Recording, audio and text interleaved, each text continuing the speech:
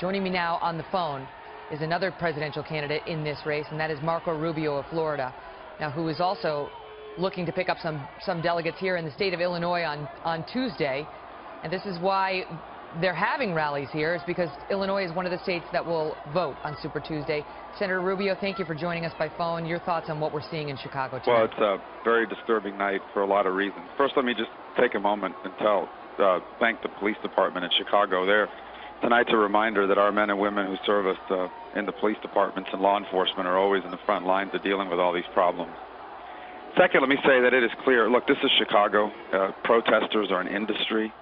It is clear just from watching some of these images that this was an organized effort, an orchestrated effort on the part of groups that wanted to disrupt an event. And then Chicago is kind of a hub for that kind of activity. There's no doubt about it. I would also say that, you know, people have a right, whether you disagree with what they're about to say, and I most certainly disagree with many of the things Donald Trump says in his forum, running against him for president, but you don't have a right to take away the First Amendment right of people to speak freely. I think you've seen some of this on college campuses recently. There was an article not long ago. I think Ben Shapiro tried to speak on a campus. They basically shut him down. So I think this is kind of crossing over into the broader society, and it's problematic. I will say no one is blameless here. Perhaps I wouldn't say Mr. Trump's responsible for the events of tonight, but he most certainly, in other events, has in the past used some pretty rough language and encouraging the crowd to, you know, saying things like, in the good old days, we used to beat these people up, or I'll pay your legal bills if you rough them up. So I think he bears some responsibility for the general tone of the things that are happening. But as far as what's happening tonight, I mean, clearly this is an orchestrated effort by people that some of them are probably being paid to do this.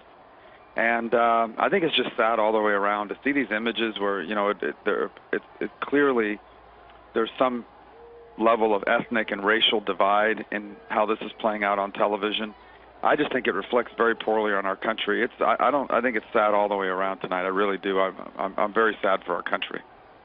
When you make a reference to Mr. Trump's language, you know, a lot of people think it's funny. They think that's kind of funny, the stuff he says, like, punch him in the face. You know, like, these people are irritating. They're trying to disrupt the rallies. He's had enough. People show up now to his rallies with signs that they've already written out that read, "Get him out," because that's what Trump always says, "Get him out." And then sometimes he adds some more colorful language. Yeah, see, the thing is, though, when you want to be president, look, one of the appeals of Donald Trump, I believe, is that he says what a lot of people wish they could say, but it's not politically correct to say, or it's not polite to say. And he says it. He says it on a big platform, and people love it. It's cathartic. The problem is that when you're going to be president of the United States, or when you're running for president, or where you are president, you can't just say whatever you want. These words have real consequences. Donald Trump has a big platform right now. He's the front runner in the Republican Party. Everybody's paying attention to what he's saying. And these words have consequences when you're president, even more so. Again, I want to be clear. I am not telling you that what happened there tonight is something I blame him for, because I will tell you that those people that are there are professional protesters in an array of different interest groups. I guarantee you some of these people are being paid to do this, and you can see it just in the interviews afterwards as well. But I am saying he does bear responsibility for some of the other things that have happened at his events, including people being punched in the face, allegedly a reporter also being roughed up the other day. I think there's blame to go around here, and I think it reflects we are entering a kind of a very disturbing moment in our political discourse in this country that is reaching a boiling point that I believe has very significant repercussions, not just for this election, but for the future of this country. I mean, we are being ripped apart at the seams as a nation and as a people right now. And I think the president bears some blame for that as well in terms of some of the rhetoric he used.